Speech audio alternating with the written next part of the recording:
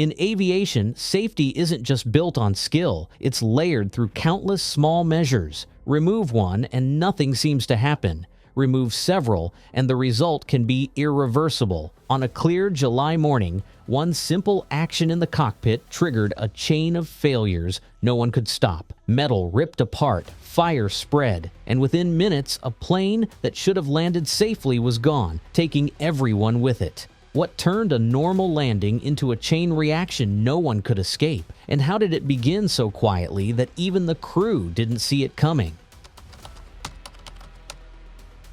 It was Sunday, July 5th, 1970. Air Canada Flight 621 was scheduled to leave Montreal for Los Angeles, with a quick stop in Toronto. The aircraft assigned that day, a Douglas DC-8-63, tail number CFTIW, was practically new. Delivered just 10 weeks earlier, it had only 453 flight hours.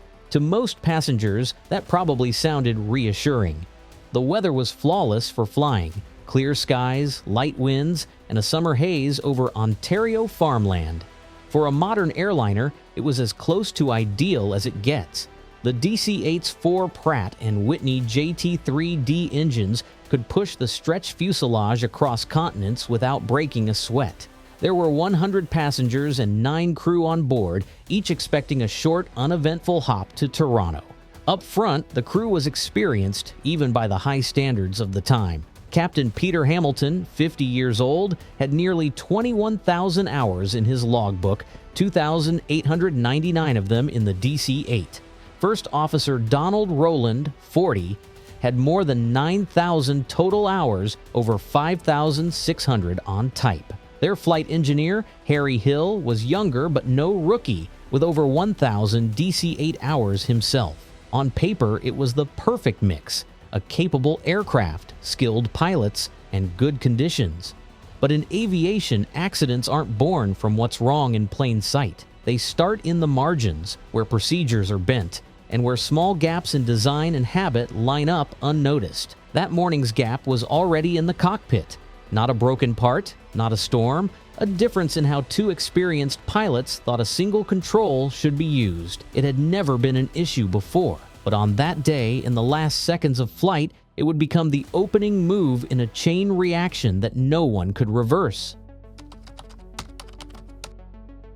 The DC-8's ground spoiler system was simple in concept. After touchdown, panels on the wings would lift, spoiling lift, so the aircraft's weight sat fully on the wheels. That allowed the brakes to work at their best. Air Canada's standard operating procedure was clear. Arm the spoilers during the before landing checklist, usually when the aircraft was still 1,000 feet up. The system would then trigger automatically when the main landing gear compressed on the runway. But Captain Hamilton didn't like that method. He worried that having the spoilers armed too early could risk an accidental deployment before landing, something that, on a jet like the DC-8, could cause a dangerous sink. His habit was to skip arming them entirely and instead deploy them manually, only once the aircraft was firmly down. First Officer Rowland had a different preference. He would arm the spoilers later, during the flare, the gentle pitch-up just before touchdown. This, he felt, kept them disarmed for most of the approach, but still gave the automatic system time to work once they touched down. It wasn't just personal quirks. Many pilots at the time held similar private variations. In a regulated world, these were quiet rebellions, unapproved improvements born from comfort and repetition. Hamilton and Rowland had flown together often enough to develop their own handshake agreement. If Hamilton was flying, Rowland would hold the captain's preference, manual deployment on the ground. If Rowland was flying, Hamilton would arm them during the flare. It seemed like a tidy compromise, but in reality, it replaced a single standardized procedure with 2 personalized ones. In the most critical seconds of a landing, each man might be expecting the other to act differently, and that morning in Toronto, an ambiguous command from the captain would bring that ambiguity into sharp focus at just 60 feet above the runway. The first leg from Montreal had been quiet. The cockpit voice recorder caught a light conversation between the pilots, even some idle whistling during cruise. In 1970, there was no sterile cockpit rule, so personal chatter mixed freely with operational calls, even during descent. As Toronto came into view, air traffic control vectored Flight 621 toward runway 32, bringing them down to 8,000 feet. The in-range checklist was done about 10 miles out. The before-landing checklist followed a few miles later, but when it came to the spoilers, the crew didn't use Air Canada's published procedure. That part of the list was skipped over in the formal sense because they had their own informal arrangement. As they turned final, the weather couldn't have been better. A light breeze, a few scattered clouds, and no turbulence. From the ground, the silver and red DC-8 would have looked like any other jet on approach. Inside, the pilots were lining up for what should have been a routine landing. At around 60 feet above the runway, Captain Hamilton began to flare, easing back to reduce the descent rate. Then came the words that tipped the balance. "All right, give them to me on the flare. I have given up." It wasn't a standard call. It wasn't even their normal agreement for when Hamilton was flying. Rowland's first reply was "spoilers on the flare," his own preferred method before correcting himself, or "on the ground." But by then, his hands had moved. Instead of arming the spoilers, he pulled the lever into the extend position, deploying them immediately while still in the air. The result was instantaneous. The lift collapsed and the jet sank hard toward the runway. In the CVR, Rowland's next words were an audible, pained, "Sorry, Pete." The captain shoved the throttles forward, trying to recover. The nose came up, but momentum was already carrying 315,000 pounds of aircraft toward the concrete at a dangerous sink rate. In less than a second, Flight 621 was going to hit the ground far harder than it was designed to. The DC-8 struck runway 32 so violently that the tail hit first, a tail strike, while the right main gear slammed down hard. The outboard engine on that side, number 4, tore away from its pylon. It hit the runway and tumbled down the asphalt, trailing debris. The engine's violent separation ripped open part of the lower right wing. Fuel lines and tanks were ruptured, spilling thousands of pounds of jet fuel in an instant. Sparks from the engine strike ignited the spray. Flames began licking at the wing's underside even as the aircraft continued forward. Inside the cockpit, the crew felt the jolt but had no clear picture of the damage. The strike lasted only about half a second before the aircraft bounced back into the air. From their perspective, it was a hard landing that could be salvaged. From the outside, smoke was already visible. The spoilers, which had caused the sink rate, began retracting automatically as the wheels left the ground. With full thrust set, the jet climbed away from the runway. The number 3 engine, inboard on the right wing, was still attached, still producing thrust, masking the extent of the structural failure beside it. In that moment, Captain Hamilton made the call. They would go around and try again. ATC was informed, but the tower replied that runway 32 was closed due to debris. Another runway would be assigned. On paper, the decision made sense. Go-arounds were a standard way to recover from unstable landings, but the damage Flight 621 had suffered wasn't the kind you could fly out of. The wing's integrity was compromised, a fire was already feeding off spilled fuel, and the aircraft had lost one of its 4 engines entirely. Had they stopped on the runway, experts later concluded, they might have had a chance to evacuate. But airborne again, carrying a hidden structural fire, the countdown to complete failure had already started, and there were barely 2.5 minutes left. From the cockpit, the decision to go around felt logical. The jet was flying, 3 engines were still producing thrust, and the climb rate seemed normal. Captain Hamilton's voice on the radio was calm as he requested another landing attempt. But ATC's reply changed the plan. Runway 32 was now closed because debris from their first touchdown littered the pavement. The controller directed them toward another runway. That meant more time in the air. Neither pilot yet knew that the number 4 engine's violent departure had ripped a gash into the wing, opening fuel tanks and damaging load-bearing structures. Fire was already racing along the right wing's internal cavity, hidden from their view. As the DC-8 climbed, onlookers below began to see what the crew couldn't. Wisps of smoke trailed from the wingtip, followed by brief bursts of flame. At 3,100 feet, the aircraft leveled slightly, turning left to set up for the new approach. In the cabin, passengers may have felt the acceleration push them back in their seats. Some would have seen the flicker of fire out the right side windows. Few would have understood how little time remained. In hindsight, investigators believed that stopping on the runway, even with one engine missing, could have allowed an emergency evacuation. Damage control crews on the ground might have had a fighting chance against the fire, but the moment the aircraft left the runway, that chance was gone. From liftoff to the next critical failure, there were just 2 minutes and 30 seconds. The wing was weakening with every passing second. The heat from burning fuel was attacking the spars, the structural bones of the wing, and the metal could only hold for so long before it would fail completely. The crew still believed they were managing a recoverable problem, but the next event would shatter any hope of getting back to the airport. 2.5 minutes after the hard landing, the first rupture came. At 800 hours, 9 minutes, 6 seconds, an explosion tore through the outboard section of the right wing, the area just beyond where engine number 4 had been. Fragments of wing structure fell away, trailing smoke and debris toward the ground. 6 seconds later, the second explosion hit. This one erupted near engine number 3, the inboard right engine still attached to the wing. The blast ripped it completely free along with its pylon, sending the burning engine plummeting into fields below. Heavy black smoke billowed from the gaping wound in the wing. Another 6.5 seconds passed.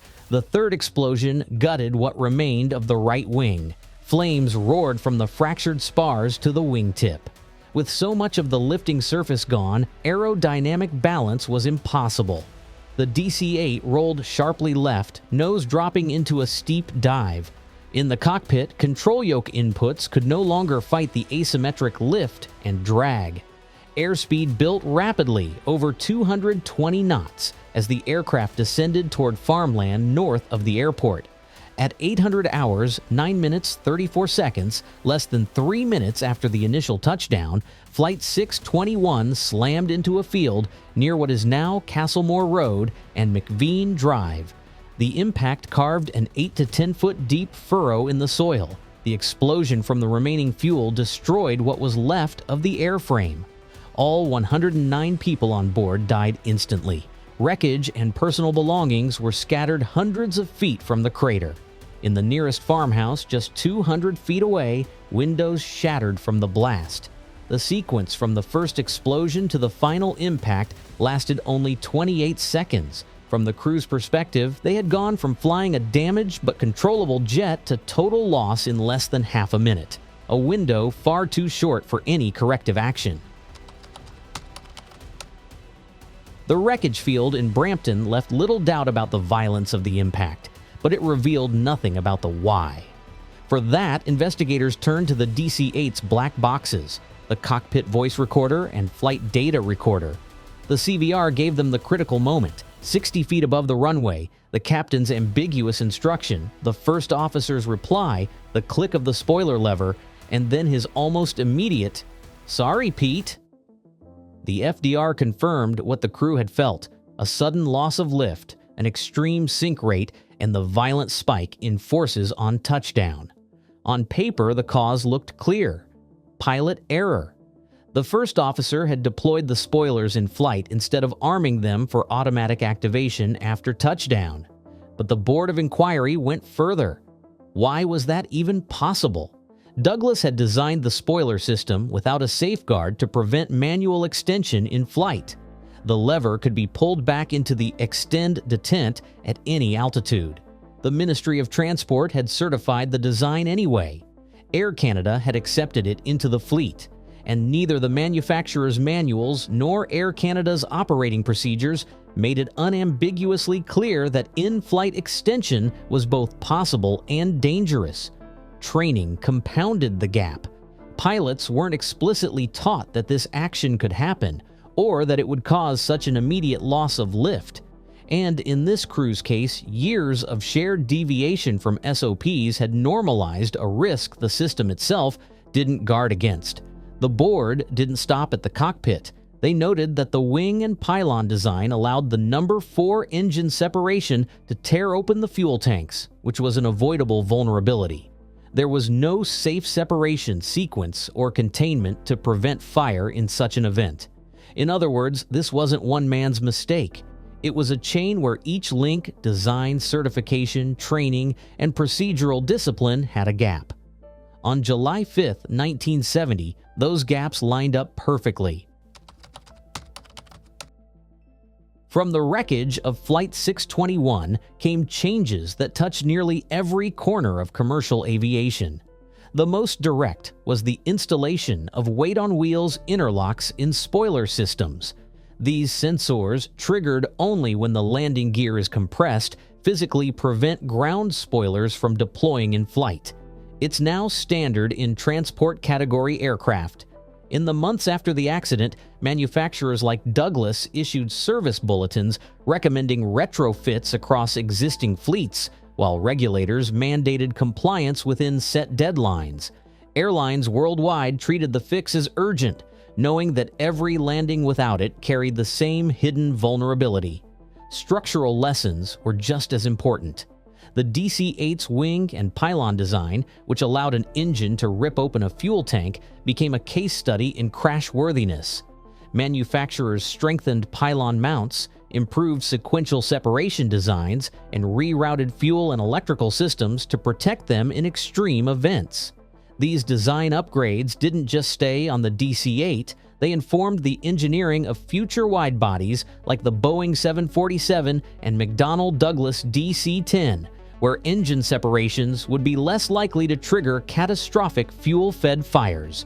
Procedurally, Air Canada revised its manuals to state clearly, and without room for interpretation, when and how spoilers should be armed. Training programs began emphasizing the absolute priority of standardized checklists over personal preference.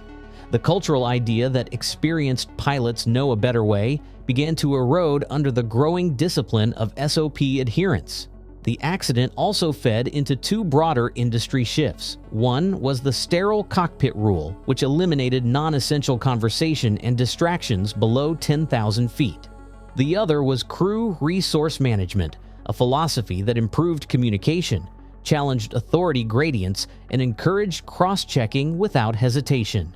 Flight 621 became one of several case studies in early CRM training courses, illustrating how small misunderstandings in language and timing could escalate into unrecoverable situations. Each change was a layer of protection aimed at closing the exact holes Flight 621 had slipped through. By the mid-1980s, a similar chain of events was far less likely to happen. Not because pilots were perfect, but because the system was better at catching their imperfections before they became fatal. Today, when spoilers rise automatically after touchdown, or when a wing holds together after losing an engine, part of that safety is traced back to a clear July morning in 1970, and to the lessons paid for in full by everyone aboard Flight 621. The crash site north of Toronto was a scar in the earth, an 8 to 10 foot deep trench ending just 200 feet from a farmhouse. The blast shattered its windows. For recovery crews, the scene was almost incomprehensible. Debris scattered hundreds of feet, personal items mixed with fragments of the DC-8 structure, and human remains embedded deep in the crater. All 109 aboard, 100 passengers, 9 crew had been killed instantly. Among them were families traveling together, business travelers, and over 20 U.S. citizens bound for Southern California. Many were still in their seats when impact forces tore the aircraft apart. Some passengers had been celebrating milestones, anniversaries, first trips abroad, moments that would never be completed. The crew included veterans of thousands of hours in the air, now remembered by colleagues as mentors and friends. Identification was slow, and for 52 victims, a mass burial was held on July 30th, 1970 at Toronto's Mount Pleasant Cemetery. A stone monument was placed, engraved with all the victims' names. Decades later, the story wasn't finished. In 2002, local resident Paul Carden found wreckage and bone fragments at the crash site. Archaeologist Dana Polton's team recovered hundreds more remains in follow-up searches. That discovery reignited public memory of Flight 621 and pushed for the site's formal recognition. By 2009, a section of the land was registered as a cemetery. 4 years later, Purple Lilac Memorial Park was opened, a 3,000 square meter space planted with lilac trees. 109 white granite markers, clustered to represent families, sit in black granite beds. A plaque lists every name. For families, the memorial was more than stone. It was the physical acknowledgement of a loss that had spanned generations. Some came to see it as a place to finally put the grief they'd been carrying since 1970. Flight 621 is remembered for how quickly it went from a routine landing to complete destruction, less than 3 minutes between first touchdown and final impact. But it's also remembered for the changes it set in motion. The accident closed gaps in aircraft systems, rewrote procedures, and strengthened training. It pushed the industry towards safeguards like weight-on-wheels interlocks, clearer manuals, and stronger structural designs. It also nudged cockpit culture toward openness, standardization, and the discipline to challenge even a captain's habits when safety was at stake. In this way, Flight 621 became more than a cautionary tale. It became part of the DNA of modern aviation, its lessons embedded in every takeoff and landing around the world. Yet beyond the technical legacy, Flight 621's story endures in quieter ways. In the names etched into granite at Purple Lilac Memorial Park, in the families who still visit, in the idea that every safety rule and every checklist item is written in someone's blood, and that forgetting those origins risks repeating them. For many relatives, telling the story, even decades later, is not about reopening wounds, but about ensuring that the people lost on that flight are remembered for shaping a safer future. Aviation today is safer than it was in 1970, but the chain of events that destroyed Flight 621 is a reminder that safety is never finished. It's maintained link by link, decision by decision, in cockpits, design offices, and maintenance hangars. It's the discipline to follow procedures when tired, to question small deviations before they grow, and to keep improving designs even when failure feels improbable. The last lesson from that clear July morning may be the simplest. The difference between routine and catastrophe can be measured in seconds and in something as small as a single hand motion. This story is dedicated to the memory of the 109 people who lost their lives on Air Canada Flight 621, and to the families and communities who have carried that loss ever since. If you believe stories like this matter and that understanding what happened helps keep aviation safer for everyone, please consider supporting this channel. Like the video so more people can see it. Share it with someone who values history and safety, and subscribe so you won't miss future investigations like this. Every view, every comment helps keep these stories and the people in them remembered.